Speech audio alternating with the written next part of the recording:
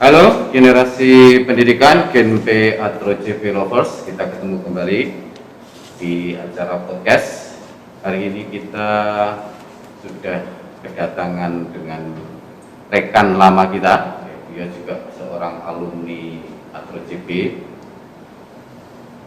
Mari kita bergabung bersama untuk acara sharing-sharing kita, sharing santai dia, sharing santai, dan jangan lupa tekan like and subscribe ya, agar kita bisa terus untuk memberikan informasi-informasi yang edukatif. Hari ini kita didampingi atau ditemani oleh rekan kita Mas Ali Roin Mas'ul, SSI MKM ya, dia juga merupakan seorang alumnus Atro Citra Bangsa. Angkatan keberapa ya? Ya, baik Mas Heri, saya lulus tahun 2011 ya. Oh, 2011. Angkatan 12. Angkatan ke-12. Ya. Selamat datang Mas Ali di kampus tercinta yang mungkin merupakan salah satu sejarah pendidikan yang sudah pernah dijalani di Mas Ali ya. Ya, Mas Heri. Ya, Oke, rekan-rekan semua.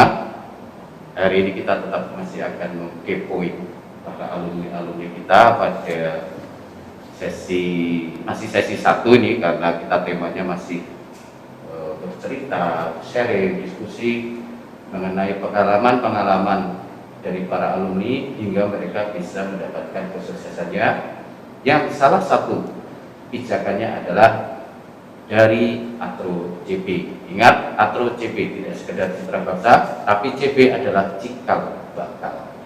Kita mulai ya Mas Ali ya. Ya, baik Mas Heri. Siap dikepoin ini ya. Siap, kepo sampai habis. Oke Mas Ali, ini terima kasih sekali sudah bisa meluangkan waktunya di tengah-tengah kesibukan, apalagi dengan situasi dan kondisi yang pandemi seperti ini. Mas Ali masih meluangkan waktunya untuk datang ke Atro. Kita cerita sebentar Mas Ali. Mas Ali, Ya. jadi tadi disampaikan angkatan 12 ya. Ya. Angkatan 12. Angkatan 12 itu berarti Atro JP sudah meluluskan saat itu sudah ratusan ya. Ya. Sudah hitungannya sudah ratusan. Mas Ali, dulu berangkat dari SMA, SMK atau lulusan? Ya, baik. Jadi dulu saya dari SMK. SMK otomotif Mas Heri. Jadi mencolotnya cukup jauh. Agak menyimpang sedikit, tapi tidak menyimpang itu sebenarnya. Tidak menyimpang juga. Gimana? Ya, dulu awalnya sempat ada sedikit ketakutan atau mungkin kewaspadaan, jangan-jangan saya nggak bisa nih nanti belajarnya, jangan-jangan ketinggalan dengan teman-teman dan lain sebagainya, seperti itu. Tapi begitu sudah masuk ya di radiologi, ternyata ilmu yang dipelajari ini adalah ilmu baru begitu ya, sehingga baik dari SMA, IPA atau IPS ataupun SMK itu kita mulainya belajar itu ya dari titik awal semua begitu. Start from zero semua ya? Iya, jadi mulai dari awal semua, artinya kita tidak perlu khawatir nanti kita akan ketinggalan dengan yang lain, asalkan kita tetap semangat belajar. Nah, insya Allah nanti kita akan bisa mengikuti.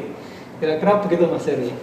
Oke, pada zaman Mas Ali dulu itu kan pilihannya banyak Mas Ali ya.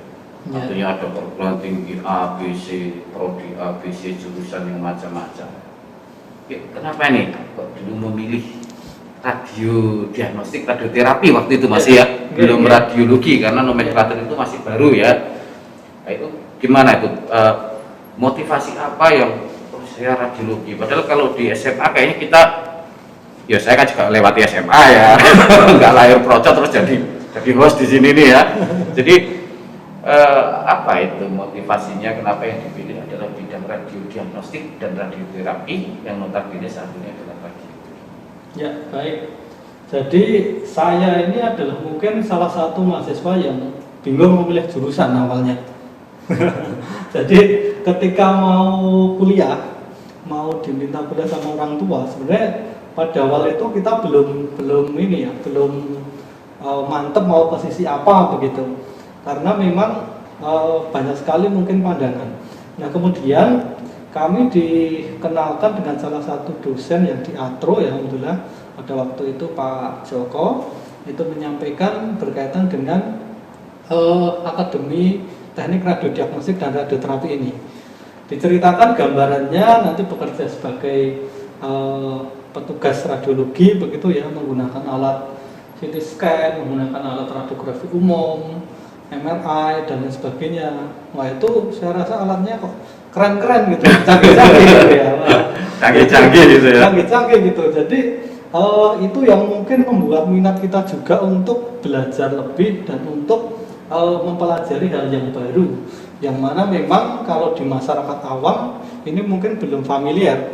Termasuk profesinya saja itu sebenarnya di masyarakat awam sampai saat ini belum familiar Mas Heri.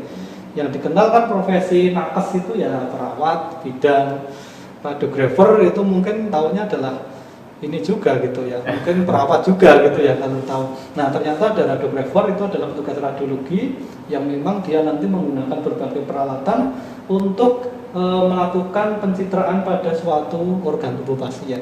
Jadi kita tertarik terhadap hal itu Mas Heri. Dulu pada waktu kita mau masuk kuliah begitu ya. Jadi memang benar-benar masih minim sekali informasi mengenai radiasi waktu itu ya. Ya. Jadi berangkat dari rasa ingin tahu ya, kemudian akhirnya dijawab dengan membuktikan menjalani proses belajar mengajar di Akademi Citra Bangsa ya. Ya. Dan satu hal tidak pernah menyesalkan ya dengan bidang itu ya. Alhamdulillah tidak menyesalkan, bersyukur ya. Jadi bersyukur kita dulu dikenalkan, kemudian masuk ke jurusan ini. Karena juga ini satu lagi Mas Heri. Dulu ketika saya mau kuliah, itu kebetulan mungkin jalannya Allah seperti itu ya. Jadi sebelum kuliah itu saya mengalami kecelakaan pada waktu SMA, terus kemudian pada waktu itu patah kaki gitu ya. Jadi patah jempol jendek kaki di jiti kelima lebih tepatnya ya. Nah itu pada waktu itu terus di ronsen begitu ya. Nah di ronsen, setelah di ronsen berapa bulan itu sembuh, terus saya ketemu salah satu dosen yang di sini tadi Pak Joko, itu menceritakan bahwasanya ada akademi radiologi begitu di Yogyakarta. Nanti petugas bekerja sebagai petugas radiologi atau petugas ronsen.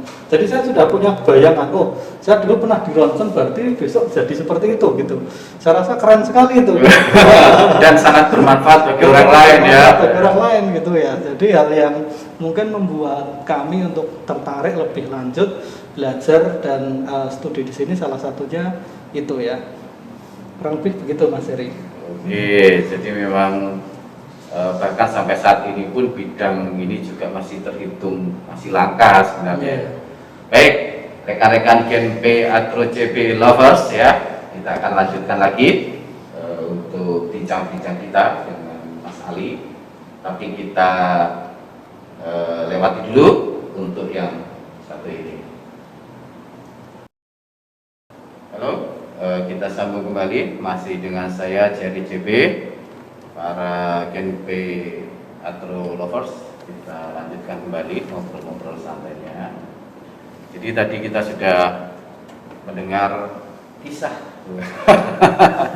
kisah bagaimana seorang Mas Ali itu menentukan pilihannya bahwa dia ingin memperdalam keilmuannya di bidang radiasi ya. Nah sekarang mungkin ada sebuah mindset ini ya Mas Ali ya, bahwa radiasi itu hal yang mengerikan ya, ada seolah-olah mitos bahwa radiasi itu ada side effect terhadap anatomi tubuh kita. Kalau zaman dulu tuh film-film luar negeri itu misalnya sudah bermain-main tentang radiasi nanti terus ada nuklir dampaknya gini, orang jadi wah pokoknya jadi gak jelas itu.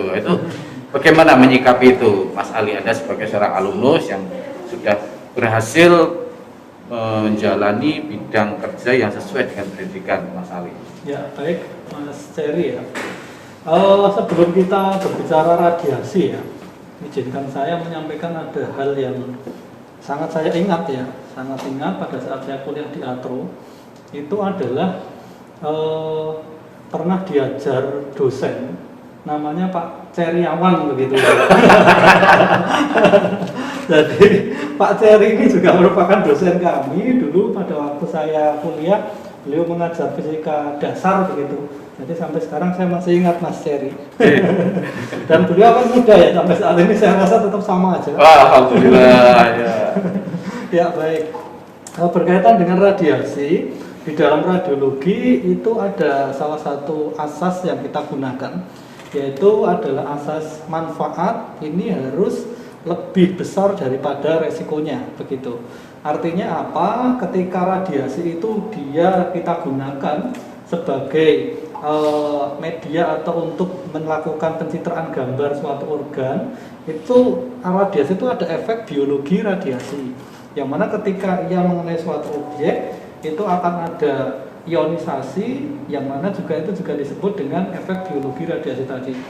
Nah, efek itu nanti memang ada nilai batas dosisnya. Ketika dia melebihi nilai batas dosis, itu baru ada suatu efek. Tapi kalau dia tidak melebihi nilai batas dosis, insya Allah dalam batas yang aman.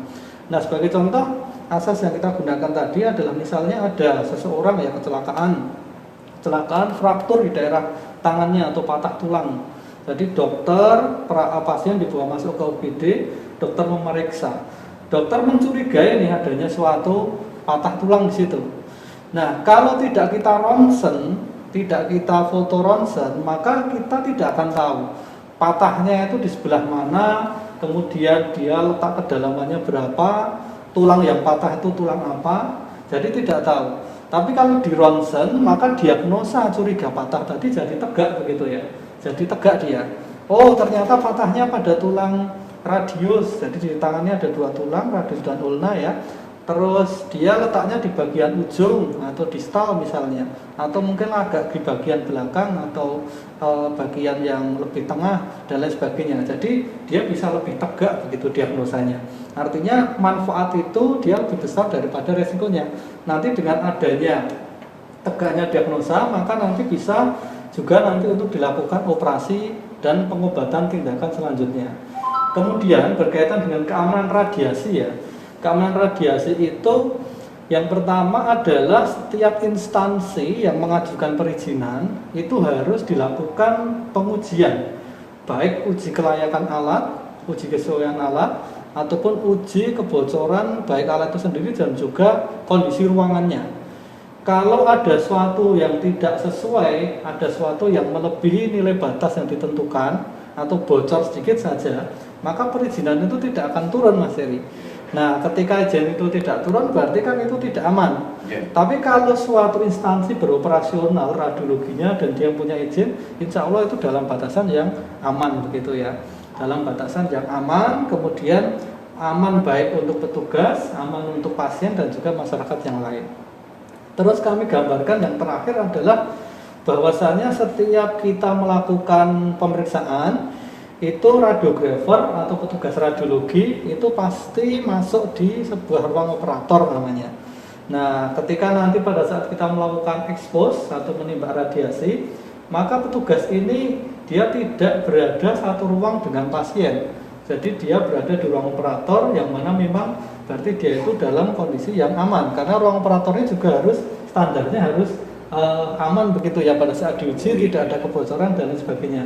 Jadi jangan khawatir ketika nanti kita kuliah di radiologi, itu nanti ada mata kuliah juga proteksi radiasi, bisa diajarkan mulai dari awal hingga akhir. Cara-caranya itu untuk memproteksi diri, memproteksi pasien, memproteksi masyarakat terhadap radiasi itu seperti apa. Jadi insya Allah dalam kondisi yang aman. Dan mungkin satu lagi Mas Heri, yang ditakutkan kebanyakan orang adalah mungkin radiasi itu menyebabkan mandul gitu ya. Itu mitos-mitos yang sering sekali didengar ya, itu seperti itu. Ya, alhamdulillah ya. Untuk itu memang mungkin ini ya, ada suatu efek radiasi yang sampai dengan infertilitas atau kemandulan. Tapi itu bila di radiasi dengan nilai batas dosis yang memang tinggi sekali, mungkin seperti di radioterapi atau mungkin dengan beberapa pemeriksaan yang lain seperti itu. Nah, alhamdulillah saya bekerja juga di radiasi sudah hampir 10 tahun mungkin. Nah, alhamdulillah anak saya juga 1. Terus mungkin beberapa teman saya malah ada yang anaknya 4 dan lain sebagainya gitu ya. Artinya di sini kalau kita menerapkan prinsip proteksi radiasi dalam bekerja, insya Allah kita selalu dalam kondisi yang aman. Dan juga kita dibekali juga setiap bekerja itu prosedurnya adalah kita menggunakan alat monitoring radiasi. Nah, alat monitoring radiasi ini dipakai setiap saat kita bekerja, sehingga nanti berapa dosis yang diterima dalam setiap hari atau setiap bulannya itu termonitoring. Kalau nanti nilainya tinggi, tentu nanti akan ada evaluasi di situ, baik evaluasi kelayakan alat, evaluasi prosedur kerja, sampai dengan nanti evaluasi berkaitan dengan jadwal kerja yang akan dijadwalkan di bulan-bulan berikutnya. Kira-kira begitu Mas Heri.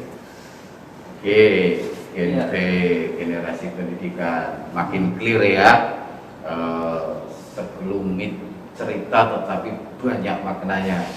Oke, Gen P, kita lanjut lagi nanti dengan bahasan-bahasan yang jauh lebih mendalam mengkepoi Pak Mas Ali ya, mengkepoi Mas Ali ini, tapi setelah yang satu ini. Ya. Rekan CB semuanya, para Gen P atau CB lovers ya, tadi sudah cukup dijelaskan bahwa radiasi itu bisa menjadi teman ya, selama kita patuh terhadap proteksi radiasi yang ada. Dan ilmu ini adalah ilmu yang sangat menarik, banyak keingintahuan yang senantiasa digali, dan hasil kerja dari para lulusan atau CP atau khususnya adalah radiografer ini adalah hasil kerja yang adil dan merata, Mas Ali, saya katakan. Iya, Mas. Ya, karena kenapa saya katakan adil dan merata? Mau pasiennya itu cantiknya kayak apa, gantengnya kayak apa, hasilnya tetap ya tulang dan kejadian yang terjadi pada tulang, ya kan gitu ya. Ya, berbeda ya dengan fotografer mungkin ya, Mas Ali. Nah, ini mungkin bisa sedikit dibahas ini, apa bedanya nih jadi fotografer dengan radiografer. Nah, ya, baik. Pertanyaannya sangat menggelitik ya ini ya. Jadi beda fotografer dengan radiografer ya. Tentu kalau saat ini ya, di era milenial saat ini memang fotografer itu jadi banyak sekali ya. Apalagi handphone sekarang sudah dilengkapi dengan kamera semua. Tidak ada orang yang tidak selfie begitu ya. Nah, semua orang bisa jadi fotografer begitu. Walaupun handal ataupun mungkin baru belajar mau handal. Tapi tidak semua orang bisa jadi radiografer kalau tidak belajar dulu, kalau tidak sekolah dulu di akademi radiologi tentunya ya. Nah, kalau fotografer tentu nanti dia menggunakan kamera, kemudian harus ada proses pencahayaan di situ, yang mana nanti kamera itu akan merekam suatu gambar yang sebenarnya di situ adalah nilai-nilai dari pixel begitu ya, perbedaan warna dan lain sebagainya. Nah, kalau radiografer khususnya yang di radiodiagnostik itu adalah seseorang yang bertugas melakukan fotoronsen. Fotoronsen itu menggunakan radiasi pengion, yang mana radiasi itu ketika melewati objek dia mampu menembus, Mas Heri.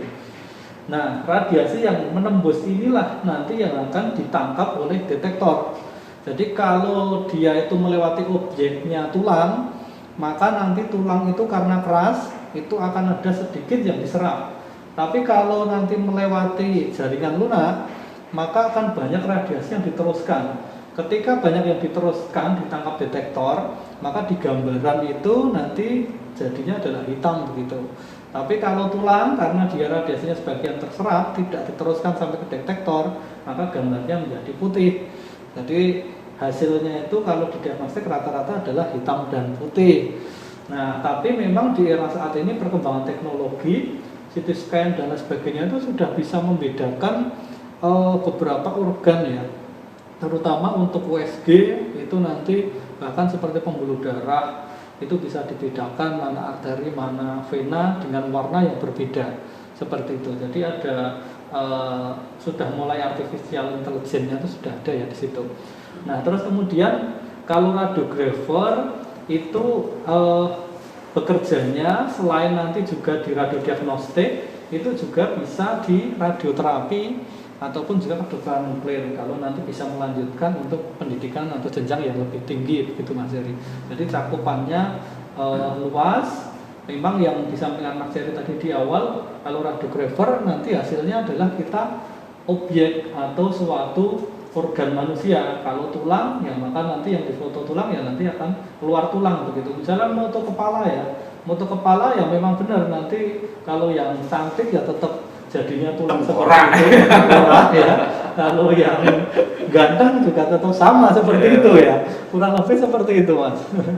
Oke ya, jadi sangat menarik sekali bidang ilmu ini. Jadi bagi para Gen P atau JP Lover yang sudah bergabung yang saat ini menjalani pendidikan di Antara Citra Bangsa, semoga yang disampaikan oleh Mas Ali ini tadi bisa menambah motivasi ya rekan-rekan semua untuk lebih giat belajar ya. Dan bagi yang belum bergabung bisa karena kita bebas ini dari SMK bisa ya, dari SMU bisa segala jurusan seperti disampaikan tadi oleh Mas Ali bahwa dari semua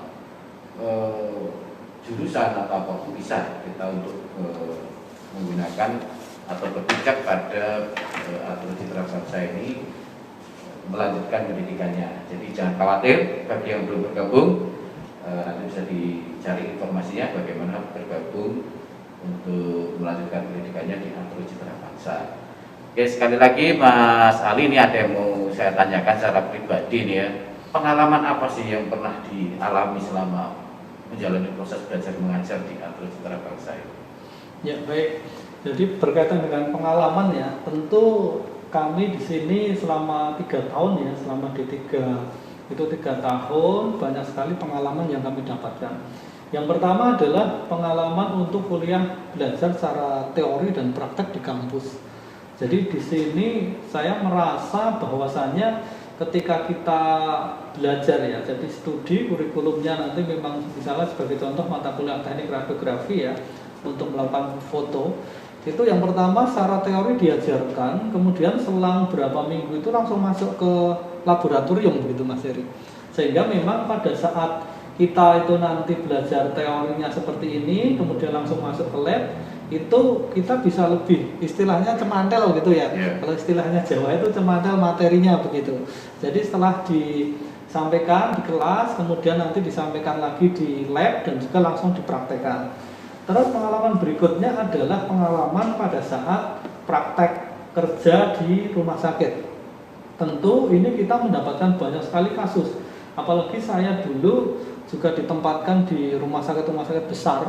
Salah satunya di rumah sakit Muwardi ya, Dr. Muwardi Solo. Itu pasien itu dari pertama kali kita datang jam 7:30, mungkin sampai jam 1 itu nggak selesai. Kaki ini badannya sudah lelah begitu ya, setiap hari setiap shift. Apalagi dulu pada waktu saya di Muwardi, saya ingat sekali itu kita wajib untuk ini ya, shift pagi itu wajib, kemudian nanti ditambah shift malam ataupun shift siang nanti tergantung dengan jadwal pada saat itu.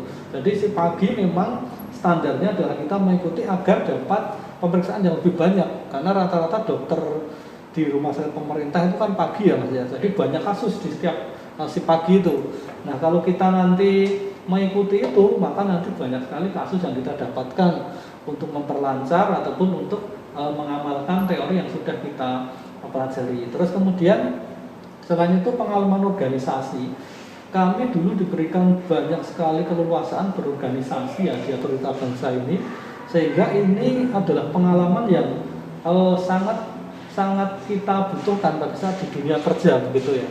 Jadi dengan adanya keorganisasian Ikatan Keluarga Mahasiswa ini, kita dapat berkreasi kita mau bagaimana mengelola organisasi untuk bisa mempunyai nilai lebih, sehingga pada saat kita bekerja beberapa pengalaman tadi itu sangat kita butuhkan dan ternyata dipakai di dunia kerja. Kurang lebih seperti itu Mas, dan tentu ada beberapa hal yang lain yang memang itu sangat kita pakai pada saat di dunia bekerja itu. Kira-kira begitu Mas Heri. Oke, wah, wawasannya benar-benar ya.